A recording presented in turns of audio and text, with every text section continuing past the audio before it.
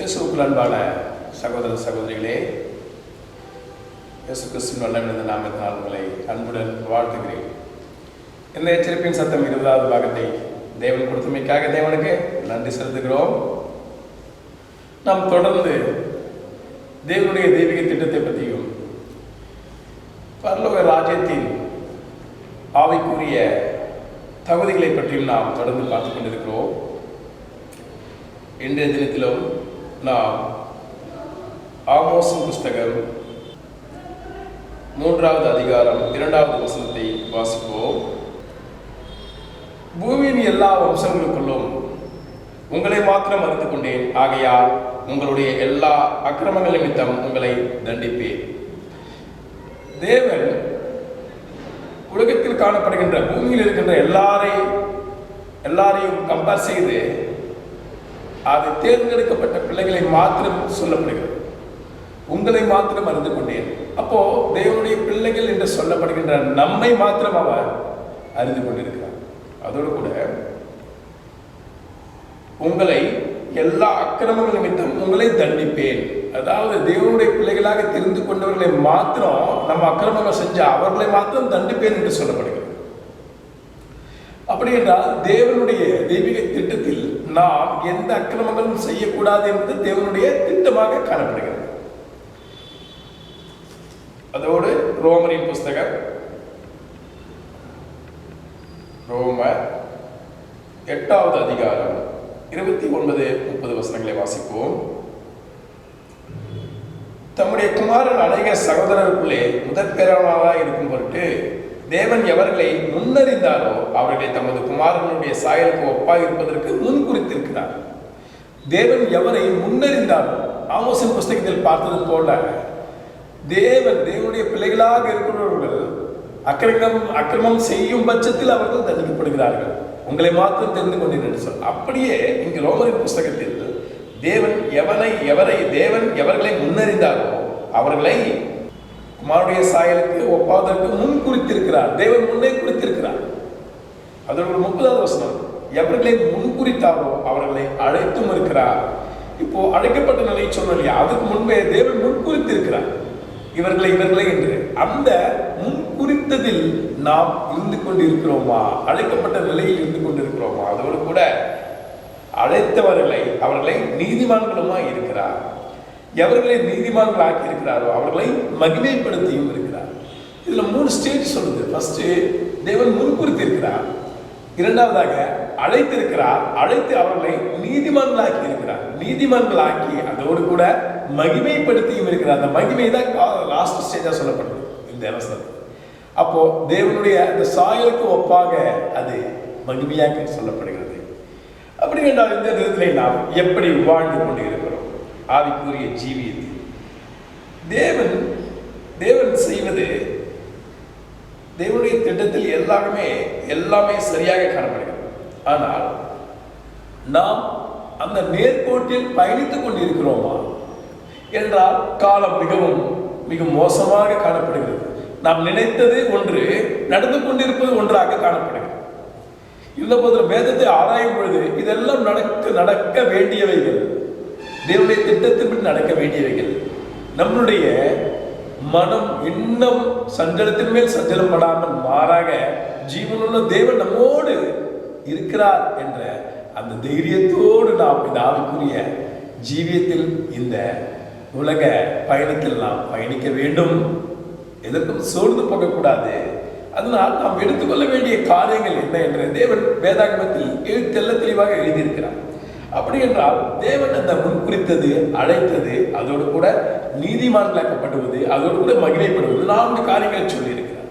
அப்படி என்றால் தேவன் கேட்பது தான் என்ன என்று நாம் ஏற்கனவே வாசித்துவிட்டோம். மீகாவின் புஸ்தகம் 6வது அதிகாரம் 8வது வசனம், மனுஷனே நன்மை என்னது என்று அவர் உனக்கு அறிவித்திருக்கிறார். மனுஷனே நல்லது எதுன்னு உனக்கு நான் சொல்லியிருக்கிறேன். நியாயம் செய்து, அதான் நீதிமான்களாக்கினவர்களே மகிமைப்பட, அதை இங்க சொல்ற இந்த வசனத்தில் சொல்றார். நியாயம் செய்து இரக்கத்தை சிநேகித்து உன் தேவனுக்கு முன்பாக மனத்தாழ்மையாய் நடப்பதை அல்லாமல் வேறு எண்ணத்தை கர்த்தர் உன்னிடத்தில் கேட்கிறார். கர்த்தர் உன்னிடத்தில் என்ன கேட்கிறார்? பொண்ணோ பொருளோ வெள்ளி இடத்தை கேட்கிறாரா? இல்லையே. என்னிடத்தில் நீ மனத்தாழ்மையா இருந்து இரக்கத்தை சிநேகி. அதுதான் உன் இடத்துல வசனமே சொல்லுது இல்லையா? அப்போ நாம் எப்படி தேவனிடத்தில் மனத்தாழ்மையாக காணப்படுகிறோமா, மன சஞ்சலத்தோடு காணப்படுகிறோமா, இல்லை மன மேட்டுமையாக காணப்படுகிறோமா? இன்னும் நிறைய இருக்கு.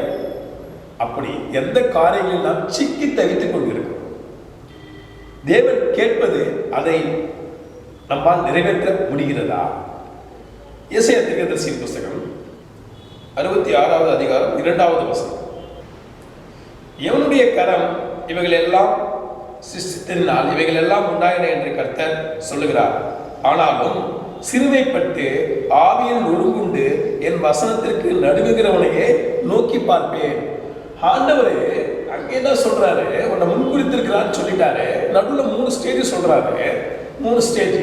அந்த 3 ஸ்டேஜை கடப்பதற்கு மனத்தாழ்மை வேணும் அப்படின்னு மீகால சொல்றாரு. இரக்கம் வேணும் அப்படின்னு சொல்றாரு. இங்க ஏசாயா தீர்க்கதரிசி புஸ்தகத்துல என்ன சொல்றாரு? ஆவியின் ஒருங்குண்டு என் வசனத்துக்கு நடுங்குகிறவனையே நோக்கி பார்ப்பேன். அந்த மனத்தாழ்மை எங்க வருதுன்னா, ஆவியின் நறுங்குண்டு வசனத்துக்கு பயப்படணும், துணிகரமா இருக்கக்கூடாது, அவங்களதான் நானே நோக்கி பார்ப்பேன் என்று சொல்லப்படுகிறது. ஏனென்றால் சங்கீதங்களின் புஸ்தகம் 103வது அதிகாரம் 10-11 வசனங்களை வாசிக்கலாம். அவர் நம்முடைய பாவங்களுக்கு தக்கதாக நமக்கு செய்யாமலும் நம்முடைய அக்கிரமங்களுக்கு தக்கதாக நமக்கு சரி கட்டாமலும் இருக்கிறார். அன்றாட ஜீவியத்தில் ஏதாவது ஒரு விதத்தில் நாம் தவறு செய்கிறோம். சாதாரணமா இந்த காலகட்டத்தில் பரபரப்பான உலகம், பாவப்பட்ட உலகத்தில் சிக்கி தவித்துக் கொண்டிருக்கிறோம். சாதாரணமா மொபைல் செல்போன் பேசும்போது போய் சாதாரணமா வரும். அதாவது தங்கு தடை என்று வரும். அதே பாவம் அப்படின்னு சொல்றாரு. அப்போ அப்படி பார்க்க போனா அதே பாவம்னா இன்னும் மற்ற காரியங்கள்லாம் எப்படி? அப்போ அந்த காரியங்களுக்கு நாம் எப்படி தப்பிக்க வேண்டும்? அதுதான் சொல்றாரு. அப்போ அதுக்கு சரி கட்டாமல், உங்களுடைய அக்கிரமங்களுக்கு தக்கதாக சரி கட்டாமல் இருக்கிறார். சரி கட்டாமல் இருக்கிறாரு ஆண்டவரே. அப்போ நம்ம மேல கிருபையா இருக்கிறாரு. அப்ப என்னன்னா, அங்க மனத்தாழ்மை ஒண்ணு, 2வது வசனத்துக்கு நடுங்குகிறவன், இது 2 இருக்கணும். 14வது வசனம், பூமிக்கு வானம் எவ்வளவு உயரமா இருக்கிறதோ அவருக்கு பயப்படுவர்கள் மேல் அவருடைய கிருபையும் அவ்வளவு பெரிதா இருக்கிறது. 14வது தெளிவா சொல்றாரு. நீ தாழ்மையா இருந்து வசனத்துக்கு நடுங்குறவனா, இசையத்துக்கு சொல்றது போல நடுங்குறவனா இருந்தா பூமிக்கு வானம் எவ்வளவு உயரமா இருக்கிறதோ அவ்வளவு பாவம் மன்னிக்கப்படுகிறது. பயப்படுவர்கள் மேல் அவருடைய கிருபையும் அவ்வளவோ பெரிதா இருக்கிறது. அப்ப நம்ம கிருபை எவ்வளவு பெருசா இருக்குது இல்லையா? பூமிக்கு வானம் எவ்வளவோ உயரதா இருக்கிறதோ அவருக்கு பயப்படுவதன் மேல் அவருடைய கிருபை அவ்வளவோ பெரிதா இருக்கிறது. அப்போ தேவன் நம்முடைய அக்கிரமங்கள் பாவங்களுக்கு சரி கட்டாமல் நாம் தேவனுடைய பட்சத்தில் கீழ்ப்படியும் பொழுதும், 2வது தேவனுடைய வசனத்திற்கு நடுங்குகிற பொழுதும் அவருடைய நம்முடைய பாவங்களுக்கு அவர் மனமிறங்கி வானத்துக்கு பூமிக்கு எவ்வளவு தூரமோ என்ன முடியாது, யாராலையும் கண்டுபிடிக்க முடியாது, அவ்வளவு தூரம் அவங்களை மன்னிக்கிற தேவனாய் காணப்படுகிறார் அப்படின்னு சொல்லப்படுது. அப்படி என்றால் தேவனுடைய தேவன் கொடுக்கின்ற எதிர்பார்க்கின்ற மனத்தாண்மை நம்மிடத்தில் இருக்க வேண்டும். அதோடு கூட 11வது வசனம், பாவமானது, இந்த பாவம் எப்படி வருது அப்படின்னா, பாவமானது கற்பனையினாலே சமயம் பெற்று என்னை வஞ்சித்தது, அதனாலே என்னை கொன்றது. அவ்வளோ ரொம்ப அழகா அனுபவபூர்வமா சொல்றாரு. பாவம் எப்படி வருதுன்னா, கற்பனையினாலே சமயம் பெற்று, நம்ம இமேஜ் பண்றோம், ஃபிராக்ஷன் ஆஃப் செகண்ட் ஓடிக்கிட்டே இருக்கு திங்கிங், செய்யலாம், இது செய்யலாம், அது செய்யலாம், இது செய்யலாம் அப்படின்னா அப்படியே பில்லியன். அந்த பிரெயினு அவ்வளோ ஃபாஸ்ட் யோசிக்குது. ஒரு ஒரு ஒரு ஒரு வினாடி உள்ள இவ்வளோ யோசனைகள் வருது. ஆனால் மாம்ச சரீரம் ஒரு இடத்துல தான் இருக்குது, சிந்தனைகள் அங்கங்கேயும் பறக்குது. அதான் சொல்றாங்க, சமயம் பெற்று, பாவமானது கற்பனையினாலே சமயம் பெற்று என்னை வஞ்சித்தது. அப்போ அந்த சமயம் பெற்று அந்த தீங்கான காரியம் இதுக்குள் போய் சமயம் பார்த்துக்கிட்டே இருக்குது. சமயம் வந்த உடனே அதனால என்னை கொன்றது. எப்போ அந்த பாவம் செய்கிற பொழுது. அதான் சொல்றாரு. அப்போ அது என்ன பாவமா இருந்தாலும் ஆண்டவர் என்ன சொல்றாரு, என்ன அவர் மன்னிக்கிறதுக்கு தயாரா இருக்கிறாரு. ஆனா மறுபடியும் அந்த பாவத்தை செய்யக்கூடாது. தாவீது அது வேண்டாம், என்ன செஞ்சிட்டாரு, ஆனா மனம் வருந்தி அந்த சிச்சை அனுபவிச்சாரு. ஆனா பாவம் செஞ்ச சிச்சை உண்டு கண்டிப்பா. அவர் மன்னிக்கிறாரு. எதுக்கு மன்னிக்கிறாரு? இனிமேல் பாவம் செய்யக்கூடாதுன்னு மன்னிக்கிறாரு. மறுபடியும் பாவம் செஞ்சு செஞ்சு செஞ்சு செஞ்சு அவரு சிக்ஷை தான் வராது. அப்போ தாவீது ராஜா வந்து பாவம் செஞ்சப்போ அந்த சிக்ஷையை அவரு அனுபவிச்சார். அதுக்கப்புறம் தான் மறுபடியும் ஆண்டவருக்கு நடுங்கினார். நடுங்கிறப்பதான் ஆண்டவர் சொல்றாரு, என்னுடைய இதயத்துக்கு ஏற்றவர் அப்படின்னு சொல்றாரு. இப்போ நாம அப்படிதான் இருக்கணும் அப்படின்னு ஆண்டவர் விரும்புறாரு. நாம் அப்படி மாற வேண்டும். அந்த பாவமானது நமக்குள் பிரவேசிக்க கூடாது என்பது தேவனுடைய வாஞ்சையாக காணப்படுகிறது. அதோடு கூட அந்த பாவத்திலிருந்து விடுபடுறதுக்கு ஆண்டவர் எவ்வளவோ சொல்றாரு. அதுக்காக தான் வந்தார். ரோமர் 6வது அதிகாரம் 18வது வசனம். பாவத்தினின்று நீங்கள் விடுதலையாக்கப்பட்டு நீதிக்கு அடிமைகளானீங்க. எப்படி? பாவத்தினின்று நீங்கள் விடுதலையாக்கப்பட்டு நீதிக்கு அடிமைகளானீர்கள் அப்படின்னா தேவன் வந்து அந்த பாவத்திலேருந்து ஒன்ன விடுதலையாக்கி நீதிமான்களாக்கி இருக்கிறாரு அப்படின்னு அர்த்தம். எப்போ இந்த பாவம் பவுல் சொல்றாரு பாருங்க, 7வது அதிகாரம் 11வது வசனத்துல, பாவம் சமயம் பெற்று என்னை கொண்டு வஞ்சித்ததுன்றார் பாருங்க. அதே மாதிரி அதிலிருந்து ஆண்டவர் அதிலிருந்து விடுதலை ஆக்கினாரு அப்படின்னு சொல்றாரு. பாவத்திலிருந்து நீங்கள் விடுதலையாக்கப்பட்டு நீதிக்கு அடிமைகள் ஆனீர்கள். எந்த நீதிக்கு? தேவன் சொல்றாரு பாருங்க. எங்க அந்த ரோமர் 8:29-30 சொல்றாரு பாருங்க. முன்குறித்த தேவன், அழைத்த தேவன் அவர்களை நீதிமான்களாக்கிறது. அந்த நீதிமான்களுக்கு விடுதலையாக்கப்பட்டு நீதிக்கு அடிமையானீர்கள். நீதிக்கு அடிமையான பிறகுதான் நீதிமான்களாக்கப்படுகிறது. அப்ப நீதிமான்கள் ஆன பிறகு என்ன ஆகுது? மகிமைக்குள் தேவனுடைய அந்த மகிமைக்குள் தேவன் நம்மை மகிமைப்படுத்துகிறார் என்று சொல்லப்படுகிறது. அப்படி என்றால் அந்த நீதிமான்களாக்கப்பட்டிருக்கிறோமா? இதுதான் கேள்வி. நம்மளுடைய அன்றாட ஜீவியத்தில் வாழ்க்கையில் நம்மளுடைய குடும்ப பட்சத்தில் ஆவிக்குரிய சபையின் பட்சத்தில் நாம் வேலை செய்கின்ற இடங்களில் நாம் நமக்கு தெரிந்துள்ள இடத்தில் இருக்கின்ற இடங்களில் நாம் இந்த ஆவிக்குரிய ஜீவியத்தில் நிலைத்துக் கொண்டு இருக்கிறோமா? இல்ல உலகத்திற்கு ஏற்ற மாதிரி வேஷம் தரித்து காணப்படுகிறோமா? 2 நபர்களை பற்றி இங்கே சொல்லியிருக்கிறார். தேவனுடைய வசனத்திற்கு நடுங்குகிற 2 நபர்களை பற்றி நாம் பார்க்க போகிறோம். தானியேலின் புஸ்தகம் 9வது அதிகாரம் 5-6 வசனங்கள்.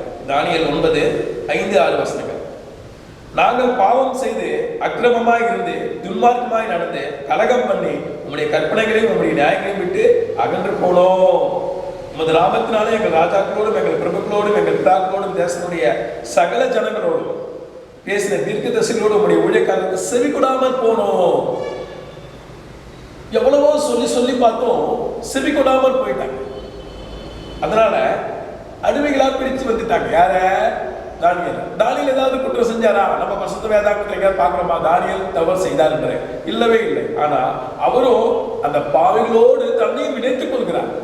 ஆனா நம்ம எங்க நினைச்சுக்கிறோம்னா, எங்க நமக்கு பெருமை வரணும், எங்க நம்ம மேட்டிமை காணப்படணும் அப்படின்னு நம்மளா போய் இணைச்சிக்கிறோம், பெயரை கொடுத்து இணைச்சிக்கிறோம் நிறைய இடத்துல.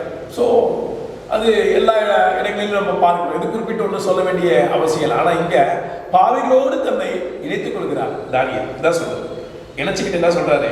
7வது வசனம், ஆண்டவரே நீதி உமைக்கே உரியது, உமக்கு விரோதமாக செய்த துரோக நிமித்தம் உம்மாலே சமீபமும் துருவமான எல்லா தேசங்களிலும் திருத்தப்பட்டிருக்கிற யூத மனுஷரும் எருசலேமின் குடிகளும் சகல இஸ்ரவேலருமாக நாங்கள் இந்நாளிலே இருக்கிறபடியே வெட்கம் எங்களுக்கே உரியது. சதனடிச்சு அடிமைகளா பிடிச்சு வந்தாங்க. இவங்களை வாலிபா அதுவும் புஷ்டியா இருக்கிற வாலிபங்களை பிடிச்சு வந்து அடிமைகளாக்கிட்டாங்க.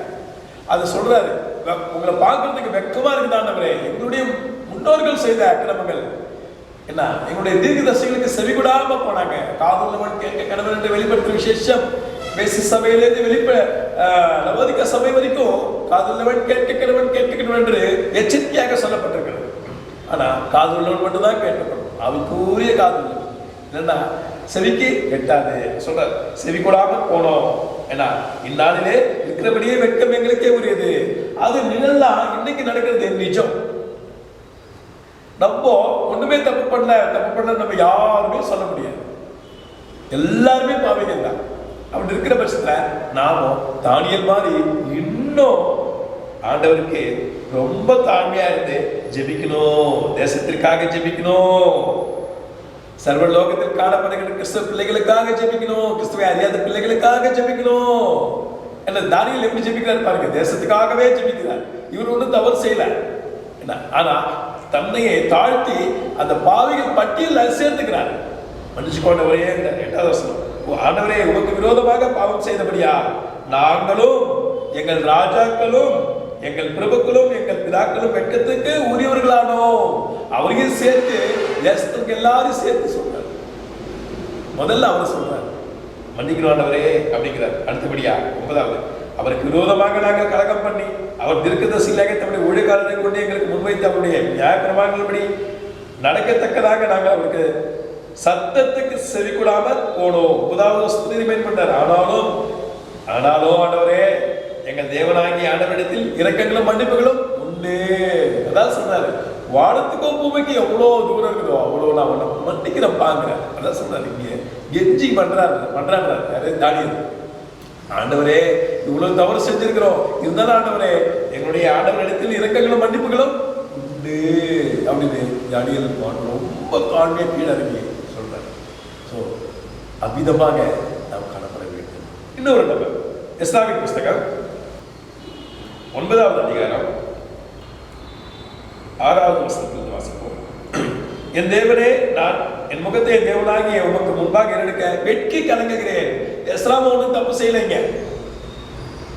அவரை பத்தி ஒன்றும் எங்கேயும் தவறு இருக்கிறதா வேதாங்கத்தில் எங்கேயும் சொல்லப்படல. இருந்தாலும் வெட்கி கலங்குகிறேன். எங்கள் அக்கிரமங்கள் எங்கள் தலைக்கு மேலாக பெருகிட்டு, எங்கள் குற்றம் வானப்பரிதம் வளர்ந்து போயிட்டு. குற்றம் வானப்பரிதம் வளர்ந்து போயிட்டு. அதான் வானத்துக்கு ஆண்டவர் சொல்ற, பூமிக்கு வானத்துக்கும் அவ்வளவு ஆயிடுச்சு ஆண்டவர் எங்களுடைய குற்றம். கவுண்ட்லெஸ், எண்ணிக்கை இல்லாம அவங்களை ஆயிடுச்சு ஆண்டவரே. அவரே தன்னை சேர்த்துக்கிறார், பட்டியல சேர்த்துக்கிறார். தாழ்மையா இறங்கி இஸ்ரா ஒரு ரெப்ரசன்டேட்டிவா இங்க எங்கேயுமே சொல்லப்படல 66 வேதாகமத்துல. ஆனா இங்க இந்த உலகத்துல நம்ம நானு நீ இப்படி பேசிட்டு பெருமையா ஆண்டவர் அதை இங்க வலியுறுத்தி காமிக்கிறார்.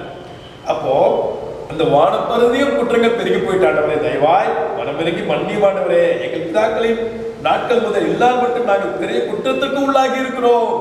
நம்மளும் அப்படிதான் ஜெபிக்கணும். இப்போ குற்றத்திற்கு உள்ளாகி இருக்கிறோம்.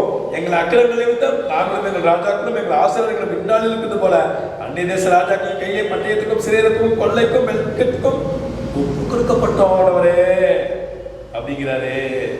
அதோடு கூட இப்போது எங்கள் தேவனாகிய கர்த்தர் எங்களிலே தப்பின சிலரை மீதியாக வைக்கவும் தம்முடைய பரிசுத்த ஸ்தலத்துக்கு எங்களுக்கு ஒரு குச்சை கொடுக்கவும். எங்க வந்தார் பாருங்க, பரிசுத்த ஸ்தலத்துக்கு ஒரு குச்சை கொடுக்கவும்.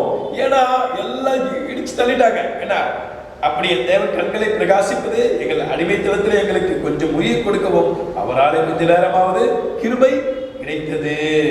நாங்கள் அடிமைகளாயிருந்தோம், ஆனாலும் எங்கள் அடிமைத்தனத்திலே எங்கள் தேவன் எங்களை கைவிடாமல் எங்களுக்கு உயிர் கொடுக்கவும் நாங்கள் எங்கள் தேவனுடைய ஆலயத்தை எடுப்பித்து பாழாய் போனதை அதை புதுப்பிக்கும்படியாகவும் எங்களுக்கு யூதாவிலும் எருசலேமிலும் ஒரு வேலையை கட்டளையிடும்படிக்கு பெர்சியாவின் ராஜாக்கள் சமூகத்தில் எங்களுக்கு தயை கிடைக்க செய்தார்.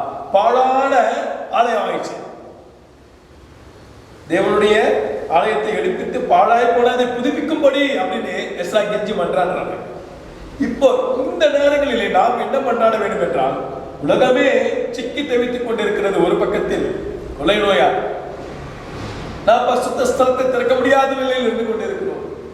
ஆலயமாகிய நம்முடைய இதயத்தை கொண்டு வீட்டிலேயே நாம் ஆராதனையும் மற்ற ஜப விண்ணப்பங்களையும் ஏறித்துக் கொண்டிருக்கிறோம். இருந்தாலும் நாம் துக்கித்து நாம் எஸ்ராவை போல தானியேலை போல தாழ்மையாக இந்த மகா பரிசுத்த ஸ்தலத்திலே நீர் கொடுத்த ஸ்தலத்தில் ஆண்டவரே மறுபடியும் நாங்கள் உள்ளே பிரவேசிக்க வேண்டும். தேவனே, எங்களுடைய அக்கிரமங்கள் எங்களுடைய பாவங்கள் என்னவோ தயவாய் மன்னியும் ஆண்டவரே.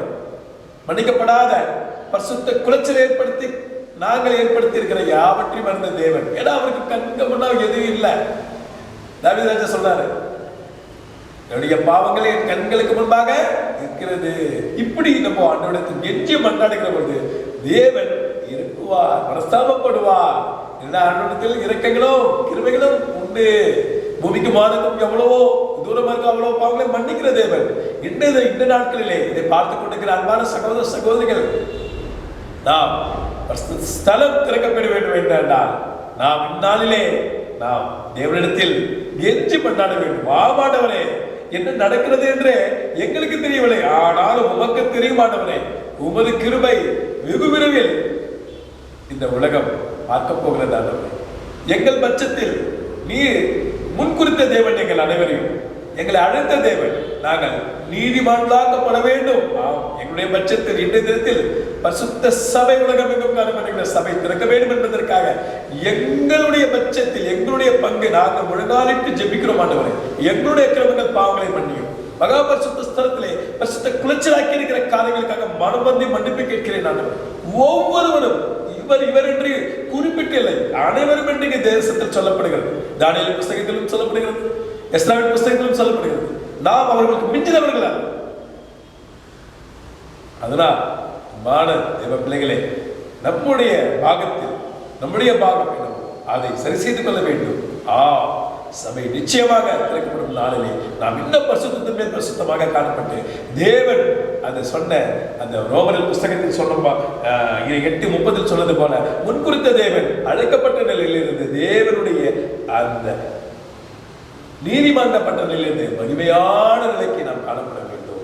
நாம் தேவனுக்கு இடல் உண்டாக்காத விதமாக தேவனுக்கு சந்தோஷம் என்னெல்லாம் தேவன் கேட்பது மனத்தாழ்மையா இந்த இரக்கத்தை சம்பாரி என்று சொல்கிறார். அதை வலியுறுத்தி கேட்டுக்கொண்டிருக்கிற சகோதர சகோதரிகள் சரி செய்து கொள்ள வேண்டும் என்று தேவனுடைய விருப்பமாக காணப்படுகிறது. நாமும் சரி செய்து கொண்டு மற்றவர்களுக்கு சரிப்படுத்தி நாமும் மற்றவர்களுக்கு பிரயோஜனப்படுவர்களாக காணப்படுவதற்கு தேவன் நமக்கு உதவி செய்வாராக. தேவன் தாமே ஆசீர்வதிப்பாராக.